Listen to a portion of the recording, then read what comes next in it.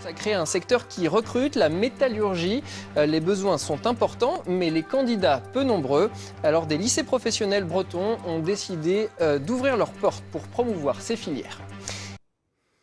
Je vous le disais en titre, la métallurgie recrute, ou plutôt aimerait recruter car elle manque de candidats. Du 14 au 20 mars, une campagne est donc organisée pour promouvoir les nombreux métiers en lien avec le travail de l'acier, notamment dans les lycées professionnels de la région. Catherine Carlier, Philippe Quéroux. Il va falloir que tu fasses Daniel a une formation de tourneur. Il a maintenant à son actif 44 ans d'usinage. Il part prochainement à la retraite et il assure le relais avec Aurélie. La petite nouvelle, la seule femme dans cette entreprise de 17 salariés. Elle vient tout juste de signer son CDI. Pour la finition, là tu as l'outil de tronçonnage. Là, c'est pour faire Après son licenciement en 2009, Aurélie a fait plusieurs petits métiers avant de se lancer un peu par hasard dans cette voie. Comme tu vois. J'étais en fait à Pôle emploi et ils proposaient une formation de tourneur-fraiseur. Vous saviez ce que c'était? Pas du tout, j'ai été à La Réunion et je me suis dit pourquoi pas, il y a du travail là-dedans, donc on y va. J'aime bien créer des pièces, savoir où ça va, ce que ça va devenir. Et là aussi, tout ce qui est programmation, c'est super intéressant, quoi. Cette entreprise 3Méca est spécialisée dans les pièces mécaniques de haute précision destinées à l'agroalimentaire, l'automobile, l'industrie pharmaceutique ou le milieu médical.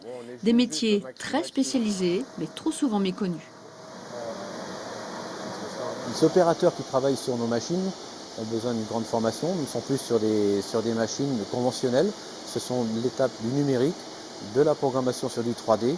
Les pièces sont de plus en plus complexes et de plus en plus précises. Et c'est vraiment une autre image qu'il faut redonner à l'industrie.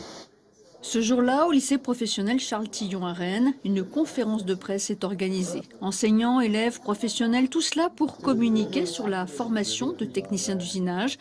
Pour réussir à attirer des collégiens, il faut savoir utiliser les bons arguments. Nous leur avons montré que près de chez eux, ils avaient un emploi et que la formation peut-être était un petit peu éloignée pendant 2 ou 3 ans, mais ensuite, ils pourraient revenir près de leur domicile et avoir un emploi intéressant et bien rémunéré, puisque la rémunération est également plus intéressante maintenant.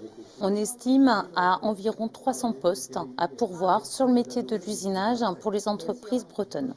Donc on tient absolument à être solidaire des lycées professionnels pour attirer les salariés de demain pour nos entreprises.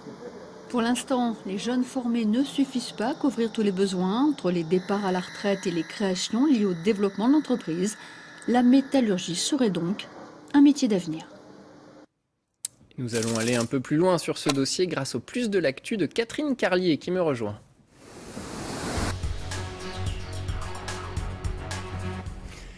Bonsoir Catherine. La métallurgie est donc un secteur qui recrute. Il y a des métiers d'avenir. Tout à fait, Anthony. La métallurgie en Bretagne, ça représente quand même un tiers de l'emploi industriel, c'est-à-dire 2200 entreprises, soit 54 000 salariés.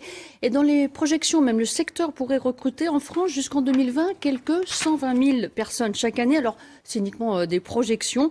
Pour l'heure, c'est bien en deçà, car il n'y a pas suffisamment donc, de personnel qualifié. Et comment est-ce qu'on explique alors ce déficit ?